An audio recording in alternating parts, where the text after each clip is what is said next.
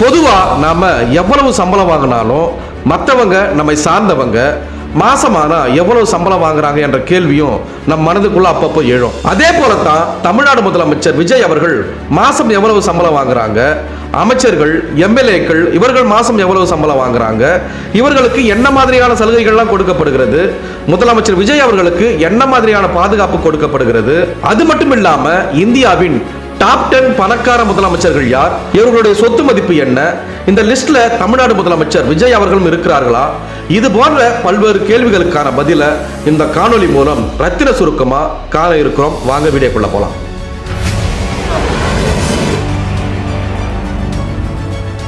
தமிழக அமைச்சரவை கொஞ்ச நாளைக்கு முன்னாடி விரிவாக்கம் செய்யப்பட்டுச்சு. 1967 மற்றும் 1977 ஆண்டுகளுக்கு பிறகு புதுமுகங்கள் நிறைய பேர் அமைச்சர்களாக பதவியேற்று இருக்கிறாங்க. இதே போல 59 ஆண்டுகளுக்கு பிறகு அமைச்சரவையில காங்கிரஸ் இடம்பெற்று இருக்கு. இதுல பதவியேற்றுள்ள அமைச்சர்களுக்கு என்ன மாதிரியான சலுகைகள், எவ்வளவு சம்பளம் என்பதை தொடர்ந்து பார்க்கலாம். எம்பிக்களுக்கான சம்பளம் நாடு முழுவதும் ஒரே மாதிரியா இருந்தாலும் எம்எல்ஏக்களுக்கான சம்பளம் மாநிலத்துக்கு மாநிலம் மாறுபடும். 2008ஆம் ஆண்டு எம்எல்ஏக்களுக்கான மாத சம்பளம் வெறும் ரூபாய் 30,000 இருந்தது. ஆனா அது படிப்படியாக உயர்ந்து 2013ல ரூபாய் 55,000 உயர்த்தப்பட்டுச்சு. அதுக்கப்புறம் 2017ஆம் ஆண்டு முன்னாள் முதலமைச்சர் கே எடப்பாடி பழனிசாமி ஆட்சி காலத்துல எம்எல்ஏக்களுக்கு மாத ஊதியம் ரூபாய் 1,05,000 உயர்த்தப்பட்டுச்சு. அமைச்சர்களுக்கு என சம்பளம் தனியா எதுவுமே கிடையாது. எம்எல்ஏக்களுக்கு என்ன சம்பளம் வழங்கப்படுகிறதோ அதே சம்பளம் தான் அமைச்சர்களுக்கும் வழங்கப்படுகிறது. இதுல அடிப்படை சம்பளமாக ரூபாய் 30,000 இருக்கும். அதாவது முதல்வர், சபாநாயகர், அமைச்சர், எம்எல்ஏ என அனைவருக்குமே அடிப்படை சம்பளமாக ரூபாய் 30,000 தான் கொடுக்கப்படுகிறது. இதர தொகை அனைத்தும் பல்வேறு படிகளா பிரித்து வழங்கப்படுகிறது. அதாவது தொகுதிப்படி ரூபாய் 25,000, வாகனப்படி ரூபாய் 25,000, மாதாந்திரப்படி ரூபாய் 10,000 அப்படின்னு மாதம் பிரித்து வழங்கப்படுகிறது. இது தவிர தொலைபேசி செலவு, அஞ்சல் செலவு உள்ளிட்டவையும் வழங்கப்படும். அமைச்சர்களுக்கு கூடுதலா வீடு மற்றும் கார்கள் வழங்கப்படுகின்றன. எம்எல்ஏக்களுக்கு இலவசமா மருத்துவ வசதி, பயணம் செய்வதற்கு விமானம், ரயில், பேருந்து டிக்கெட் அனைத்தும் இலவசமா வழங்கப்படுகிறது. அதே போல சட்டமன்ற உறுப்பினர்கள் ஒவ்வொருவரும் தனி ஒரு அலுவலகத்தை நிர்வகிக்கலாம். அந்த அலுவலகத்துக்கு தேவையான ஒரு உறுப்பினரையும் வேலைக்கு அமர்த்தலாம். அந்த வேலைக்கு அமர்த்திய நபருக்கு சம்பளமும் கவர்மெண்ட் கொடுக்கப்படுது. இதுல சட்டசபை நடைபெறும் போதும், துறை சார்ந்த கூட்டங்கள் நடைபெறும் போதும் ஒவ்வொரு எம்எல்ஏக்களுக்கும் தினசரி படியாக ரூபாய் 2,500 தனியாக வழங்கப்படுகிறது. இதுல முக்கியமா தமிழ்நாடு முதலமைச்சர் விஜய் அவர்களுக்கு மாத சம்பளமா ரூபாய் 2,05,000 வழங்கப்படுகிறது. இது மட்டுமில்லாம பல்வேறு சலுகைகளும் கொடுக்கப்படுகின்றன. அதுல என்னென்ன சலுகைகள் கொடுக்கப்படுகின்றன என்பது தொடர்ந்து பார்த்தா, குண்டு துளைக்காத 3 சொகுசு கார்கள் வழங்கப்படும். பெட்ரோல் டீசல் அலவன்ஸாக மாதம் ரூபாய் 1,00,000 வழங்கப்படும். இப்ப பாத்தீங்கன்னா முதல்வர் விஜய் அவர்களுக்கு மத்திய உள்துறை அமைச்சகம் Z+ பாதுகாப்பு வழங்கி இருக்கிறாங்க. இந்தியாவில் பொதுவா விவிஐபிகளுக்கும் பாதுகாப்பு அச்சுறுத்தல் உள்ளவர்களுக்கும் தான் இந்த மாதிரி பாதுகாப்பு கொடுக்கப்படுகிறது. இந்த பாதுகாப்பின் கீழ் கான்வாய் வாகனங்கள், கமாண்டோ பாதுகாப்பு, ஆயுதம் ஏந்திய காவலர்கள், பல அடுக்கு பாதுகாப்பு வழங்கப்படும். இவற்றுடன் கூட முதல்வர் விஜயின் கான்வாயில ஜாமர் கருவி பொருத்தப்பட்ட ஒரு வாகனமும் செல்லும். இது மட்டும் இல்லாம இந்த காணொலியில இந்தியாவுடைய டாப் 10 கோடீஸ்வர முதலமைச்சர்கள் யார், அவர்களுடைய சொத்து மதிப்பு என்ன என்பதையும் தொடர்ந்து விரிவா பார்க்கலாம். இந்தியாவில் உள்ள மாநில முதலமைச்சர்களின் தேர்தல் பிரமாண பத்திரங்களின்படி முறையான பில்லியனர்கள், அதாவது இந்திய மதிப்புல 10,000 கோடிகள் யாரும் இல்லை என்றாலும் அறிவிக்கப்பட்ட சொத்துக்களின் அடிப்படையில் இந்தியாவின் டாப் 10 பணக்கார முதலமைச்சர்களின் பட்டியல் பின்வருமாறு. இந்தியாவின் டாப் 10 கோடீஸ்வர முதலமைச்சர்களின் பட்டியல்ல 10ஆம் இடத்துல கோவா முதல்வர் பிரமோத் சவந்த் இருக்கிறாங்க. இவருடைய சொத்து மதிப்பு என்னன்னு பார்த்தோம்னா தோராயமா ரூபாய் 23 கோடி இருக்கும் என்று கூறப்படுகிறது. பிரமோத் சாவந்த் அவர்கள் 1973 ஏப்ரல் 24ஆம் தேதி பிறந்தார். பாரதிய ஜனதா கட்சியை சேர்ந்த ஒரு இந்திய அரசியல்வாதியும் கோவா மாநிலத்தின் தற்போதைய முதலமைச்சரும் ஆவார். ஆயுர்வேத மருத்துவரான இவர் 2019ஆம் ஆண்டு மனோகர் பாரிக்கரின் மறைவுக்கு பிறகு முதல்ல கோவாவின் முதலமைச்சராக பதவியேற்றார். இவர் மருத்துவத்தில் இளங்கலை, BAMS மற்றும் முதுகலை MA பட்டங்களை முடிச்சிருக்கிறார். அரசியலில் நுழைவதற்கு முன்பு முழு நேர ஆயுர்வேத மருத்துவ பயிற்சியாளராக இருந்திருக்கிறார். தனது இளம் வயதிலேயே ராஷ்டிரிய சுயசேவாக் சங்கம் அமைப்பில் தன்னை இணைத்துக் கொண்டிருக்கிறார். பாரதிய ஜனதா கட்சியின் இளைஞரணி தலைவராகவும் பணியாற்றிருக்கிறார். கோவா சட்டமன்றத்தில் சங்கேலிம் தொகுதியை பிரதிநிதித்துவப்படுத்திருக்கிறார். 2017 முதல் 2019 வரை கோவா சட்டமன்றத்தின் சபாநாயகராகவும் பணியாற்றிருக்கிறார். இந்த பட்டியலில் 9ஆம் இடத்துல குஜராத் முதல்வர் பூபேந்திர பட்டேல் இருக்கிறாங்க. இவருடைய சொத்து மதிப்பு என்னன்னு பார்த்தோம்னா தோராயமாக ரூபாய் 24 கோடி ரூபாய் இருக்கும் என்று கூறப்படுகிறது. குஜராத் மாநிலத்தின் 18வது மற்றும் தற்போதைய முதலமைச்சராக பூபேந்திர ரஜினிகாந்த் பட்டேல் பதவி வகித்து வரார். பாரதிய ஜனதா கட்சியை சேர்ந்த இவர் பாடிதார் சமூகத்தை சேர்ந்தவர். அமைதியான மற்றும் சர்ச்சைகளில் சிக்காத தலைவர் என்ற நற்பெயர் கொண்ட இவர் முதன் முறையாக செப்டம்பர் 13, 2021 அன்று குஜராத் முதலமைச்சராக பதவியேற்றார். இவர் அரசு பாலிடெக்னிக் கல்லூரியில கட்டிட பொறியியல் சிவில் இன்ஜினியரிங் துறையில டிப்ளமோ பட்டம் பெற்றிருக்கார். இவர் ஒரு கட்டுமான பொறியாளர் மற்றும் பில்டர் ஆவார். அகமதாபாத் நகராட்சி மற்றும் அகமதாபாத் நகர்ப்புற மேம்பாட்டு ஆணையத்தின் தலைவராக நீண்ட காலம் பணியாற்றியிருக்கிறார். ராஷ்டிரிய சுயம் சேவாக் சங்கம் மற்றும் தாதா பகவான் அவர்களின் அகம விஞ்ஞான் இயக்கத்தில் தீவிர தொடர்பு கொண்டவர். 2017ஆம் ஆண்டு நடைபெற்ற குஜராத் சட்டமன்ற தேர்தலில் கடோரோதியா தொகுதியில் போட்டியிட்டு சுமார் 1 லட்சம் வாக்குகள் வித்தியாசத்தில் பெருவெற்றி பெற்றார். இதே போல இந்தியாவுடைய டாப் 10 கோடீஸ்வர முதலமைச்சர்களின் பட்டியலில் 8ஆம் இடத்துல தெலுங்கானா முதல்வர் ரேவந்த் ரெட்டி இருக்கிறாங்க. இவர்களுடைய சொத்து மதிப்பு என்னன்னு பார்த்தோம்னா தோராயமாக ரூபாய் 30 கோடி இருக்கும் என்று கூறப்படுகிறது. தெலுங்கானா மாநிலத்தின் தற்போதைய முதலமைச்சராக அனுமுலா ரேவந்த் ரெட்டி உள்ளார்.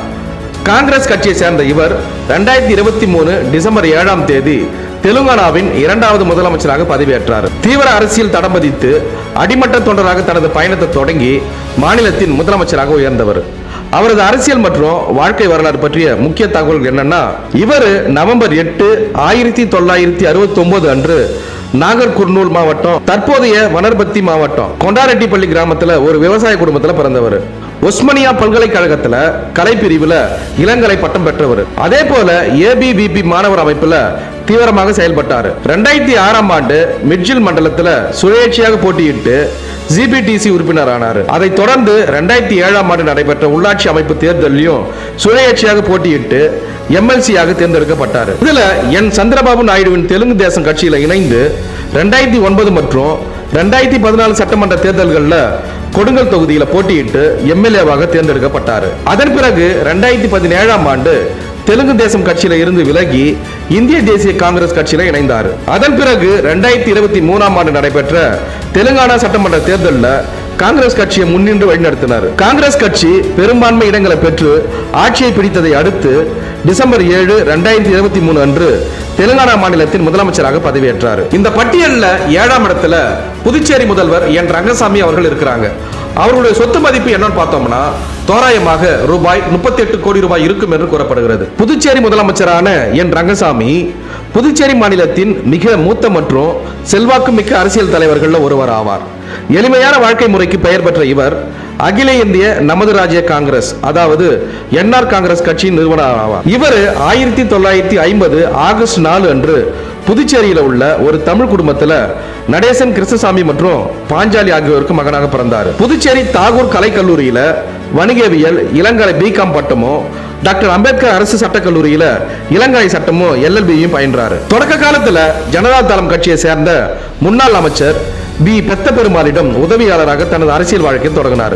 1990ஆம் ஆண்டு காங்கிரஸ் கட்சியில் இணைந்து பெத்த பெருமாளை எதிர்த்து தட்டாஞ்சாவடி தொகுதியில் போட்டியிட்டு குறைந்த வாக்கு வித்தியாசத்தில் தோல்வியடைந்தார். அதன் பிறகு 1991 தேர்தலில் காங்கிரஸ் சார்பில் தட்டாஞ்சாவடி தொகுதியில் போட்டியிட்டு அமோக வெற்றி பெற்று முதன் முறையாக எம்எல்ஏவாக மாறினார். முதல்ல 2001ஆம் ஆண்டு புதுச்சேரி மாநிலத்தின் முதலமைச்சராக பதவியேற்றார். 2006 சட்டமன்ற தேர்தலில் காங்கிரஸ் கட்சியை மீண்டும் வெற்றி பெற செய்து 2வது முறையாக முதலமைச்சரானார். எனினும் உட்கட்சி பூசல் காரணமா 2008 அப்பதவியிலிருந்து விலகினார். காங்கிரஸிலிருந்து விலகி 2011 அகில இந்திய நமது ராஜ்ய காங்கிரஸ் என்ற புதிய கட்சியை தொடங்கினார். 2011 தேர்தலில் வெற்றி பெற்று 3வது முறையாக முதலமைச்சர் ஆனார்.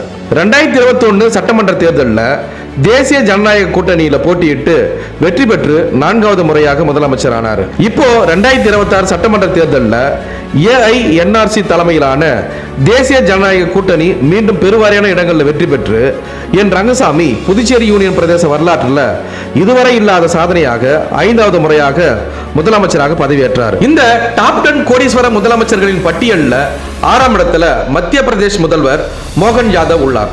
இவருடைய சொத்து மதிப்பு என்னன்னு பார்த்தோம்னா தோராயமாக ரூபாய் 42 கோடி ரூபாய் இருக்கும் என்று கூறப்படுகிறது. மத்திய பிரதேசத்தின் தற்போதைய முதலமைச்சராக பாரதிய ஜனதா கட்சியை சேர்ந்த மோகன் யாதவ் உள்ளார். 2023 டிசம்பரில் நடைபெற்ற சட்டமன்ற தேர்தலில் உஜ்ஜைன் தெற்கு தொகுதியில் வெற்றி பெற்ற அவர் டிசம்பர் 13 அன்று மாநிலத்தின் முதல்வராக பொறுப்பேற்றார். தீவிர RSS பின்னணி கொண்ட அவர் சிறந்த மல்யுத்த வீரராகவும் அறியப்படுகிறார். இவர் 1965 மார்ச் 25 அன்று மத்திய பிரதேசத்தின் உஜ்ஜைன் நகர்ல பிறந்தார். விக்ரம் பல்கலைக்கழகத்துல இளங்கலை அறிவியல் BSc, சட்டம் LLB, முதுமலை வணிக மேலாண்மை MBA மற்றும் முனைவர் பட்டம் PhD ஆகியவற்றை முடிச்சிருக்கிறார். அரசியல் வருவதற்கு முன்பு மோகன் யாதவ் தொழிலதிபராகவும் செயல்பட்டு வந்திருக்கிறார். 1984 தனது அரசியல் பயணத்தை அகில இந்திய மாணவர் பரிஷத் அமைப்புல தொடங்கி இருக்கிறார். 1990களில் ABVP அமைப்பின் உஜ்ஜைன் மாநகர தலைவராகவும் மாநில இணை செயலாளராகவும் முக்கிய பொறுப்புகளை வகித்திருக்கிறார். 2013 முதன்முறையாக உஜ்ஜைன் தெற்கு தொகுதியில் போட்டியிட்டு மத்திய பிரதேச சட்டமன்ற உறுப்பினராக தேர்ந்தெடுக்கப்பட்டார். 2018 மீண்டும் அதே தொகுதியில் போட்டியிட்டு சட்டமன்றத்திற்கு தேர்ந்தெடுக்கப்பட்டார். அதே போல முன்னாள் முதல்வர் சிவராஜ் சிங் சவுகான் அமைச்சரவையில் உயர்கல்வித்துறை அமைச்சராக பதவி வகித்திருக்கிறார். 2023 சட்டமன்ற தேர்தல் தொடர்ந்து மூன்றாவது முறையாக வெற்றி பெற்ற அவர் கட்சியின் மேலிட முடிவால் மத்திய பிரதேச முதலமைச்சராக தேர்ந்தெடுக்கப்பட்டார். இந்த பட்டியலில் 5ஆம் இடத்துல நாகாலாந்து முதல்வர் நெய்பியூ ரியோ உள்ளார். இவருடைய சொத்து மதிப்பு என்னன்னு பார்த்தோம்னா தோராயமாக ரூபாய் 46 கோடி ரூபாய் இருக்கும் என்று கூறப்படுகிறது. நாகாலாந்து முதலமைச்சர் நெய்பியூ ரியோ மாநிலத்தின் மிக நீண்ட காலம் முதல்வராக பதவி வகித்த மூத்த அரசியல்வாதி ஆவார். தேசியவாத ஜனநாயக முற்போக்கு கட்சியின் தலைவரான இவர் 2023 மார்ச் மாதம் 5வது முறையாக நாகாலாந்து முதலமைச்சராக பதவியேற்றார். ரியோ தனது அரசியல் வாழ்க்கையை இந்திய தேசிய காங்கிரஸ்ல தொடங்கி இருக்கிறார். SC ஜமீர் தலைமையிலான அரசில் மாநில உள்துறை அமைச்சராகவும் பணியாற்றியிருக்கிறார். காங்கிரஸில் இருந்து விலகி நாகாலாந்து மக்கள் முன்னணி சார்பில் நாகாலாந்து ஜனநாயக கூட்டணி உருவாக்கி முதன்முறையாக முதலமைச்சரானார். இது மாநிலத்தில் 10 ஆண்டுகளாக நீடித்த காங்கிரஸ் ஆட்சியின முடிவுக்கு கொண்டு வந்துச்சு. 2008 மற்றும் 2013 ஆண்டுகளில் நடந்த தேர்தல்களிலும் தொடர்ந்து வெற்றி பெற்று மாநிலத்தின் முதல்வராக தொடர்ந்தார். அதே போல 2014 ஆண்டு மாநில முதல்வர் பதவியை ராஜினாமா செய்துவிட்டு மக்களவை எம்பியாக தேர்ந்தெடுக்கப்பட்டார். மீண்டும் மாநில அரசியலுக்கு திரும்பி தேசியவாத ஜனநாயக முற்போக்கு கட்சி மற்றும் பாஜக கூட்டணியுடன் இணைந்து 4வது முறையாக முதலமைச்சர் ஆனார். மீண்டும் 2023 சட்டமன்ற தேர்தலிலும் மாபெரும் வெற்றி பெற்று நாகாலாந்து மாநிலத்தின் 5வது முறையாக முதலமைச்சராக பொறுப்பேற்றார். இந்தியாவின் டாப் 10 கோடீஸ்வர முதலமைச்சர்களின் பட்டியலில் 4ஆம் இடத்துல அருணாச்சல பிரதேச முதல்வர் பேமா கந்து உள்ளார்.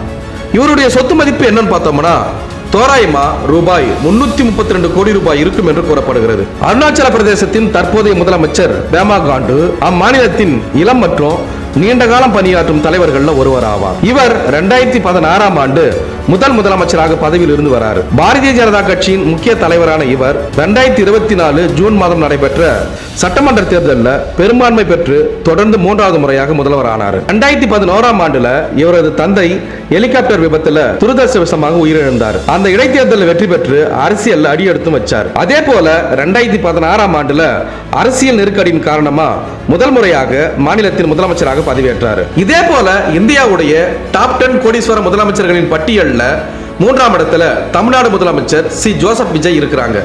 இவருடைய சொத்து மதிப்பு என்னன்னு பார்த்தோம்னா தோராயமா ரூபாய் 648 கோடி ரூபாய் இருக்கும் என்று கூறப்படுகிறது. தமிழ்நாடு முதலமைச்சர் சி ஜோசப் விஜய் திரையுலகில் தளபதி என்று புகழ் பெற்றவர். 2024 தமிழக வெற்றி கழகத்தை தொடங்கிய அவர் 2026 சட்டமன்ற தேர்தலில் 108 இடங்களை கைப்பற்றி தமிழகத்தின் 9வது முதலமைச்சராக மே 10, 2026 அன்று பதவியேற்றார். குழந்தை நட்சத்திரமாக தனது திரை வாழ்க்கையை தொடங்கிய அவர் 1992 வெற்றி படத்தின் மூலம் கதாநாயகனாக அறிமுகமானார். திரையுலகில் உச்சத்தில் இருந்த போதே ரசிகர் மன்றங்களை ஒருங்கிணைத்து தமிழக வெற்றி கழகம் என்ற கட்சியை 2024 பிப்ரவரியில் தொடங்கினார். இந்த பட்டியலில் 2ஆம் இடத்துல ஆந்திரா முதல்வர் சந்திரபாபு நாயுடு இருக்கிறாங்க.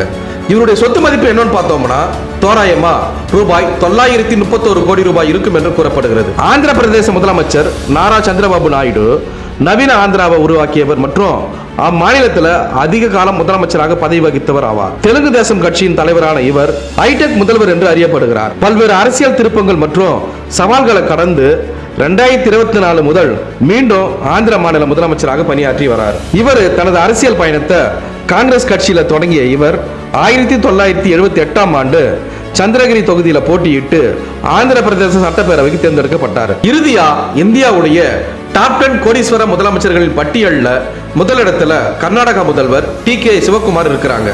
இவருடைய சொத்து மதிப்பு என்னன்னு பார்த்தோம்னா தோராயமா ரூபாய் 1413 கோடி ரூபாய் இருக்கும் என்று கூறப்படுகிறது. கர்நாடகாவின் 25வது முதலமைச்சராக பதவியேற்றுள்ள TK சிவகுமார் அம்மாநிலத்தின் செல்வாக்கு மிக்க ஒக்கலிக சமூகத்தை சேர்ந்தவர். காங்கிரஸ் கட்சியின் மூத்த தலைவரான இவர் 40 ஆண்டுகளுக்கு மேலாக அரசியல்ல தீவிரமாக இயங்கி பல சோதனைகளை கடந்து இந்தியாவின் பணக்கார முதலமைச்சராக தற்போது உருவெடுத்துள்ளார். கர்நாடக மாநில காங்கிரஸ் கமிட்டியின் தலைவராகவும் துணை முதலமைச்சராகவும் பணியாற்றிய இவர் 2023 சட்டமன்ற தேர்தலில் கட்சியின் வியூகங்களுக்கு முக்கிய காரணகர்த்தாவாக இருந்திருக்கிறார். காங்கிரஸ் மேலிடத்தின் நம்பிக்கைக்குரிய தலைவராக திகழும் இவர் கர்நாடக மாநிலத்தின் 25வது முதலமைச்சராக பெங்களூருவில் பதவியேற்றார். இவர் தனது தேர்தல் பிரமாண பத்திரத்தில் சுமார் ரூபாய் 1413 கோடி சொத்துக்களை கொண்டிருப்பதாக அறிவித்ததன் மூலம் இந்தியாவின் பணக்கார முதலமைச்சர்கள் ஒருவராக இவர் அறியப்படுறார். இதே போல உலகில் நடக்கக்கூடிய பல்வேறு சுவாரஸ்யமான தகவல்களை, புது செய்திகளை உடனுக்குடன் தெரிந்து கொள்ள எங்களுடைய தமிழ் களஞ்சியம் சேனலை பின்தொடருங்க. மேலும் இது போன்று பல்வேறு சுவாரஸ்யமான தகவல்களை அடுத்த காணொலி மூலம் விரிவா பார்க்கலாம். நன்றி.